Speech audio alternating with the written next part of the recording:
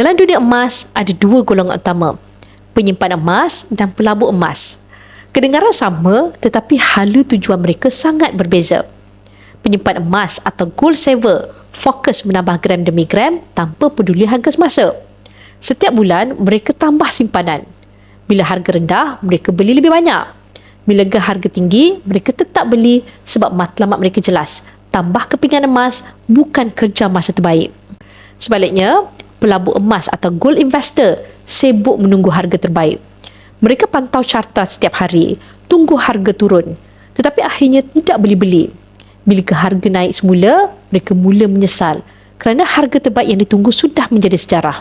Akhirnya, emas tiada, duit pun tiada. Secara teori, memang betul prinsip buy low sell high. Tetapi dalam realiti, prinsip itu sangat sukar dipraktikkan. Sebabnya mudah.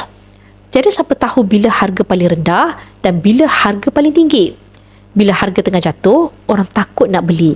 Bila harga mula naik, barulah ramai berebut beli. Inilah perangkap emosi dalam pelaburan.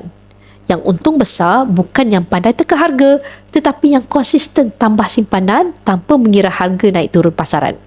Sejarah 20 tahun membuktikan harga emas meningkat secara purata sekitar 10% setahun dan naik lebih 900% dalam 20 tahun. Jadi penyimpan emas tidak perlu risau bila harga turun kerana dalam jangka panjang, arah harga emas tetap meningkat. Jadi mereka yang faham fakta ini tidak membazirkan emosi memantau harga emas setiap hari. Mereka hanya menabung sedikit demi sedikit sampai tabungan emas mereka cukup besar untuk buka pintu kekayaan yang lain.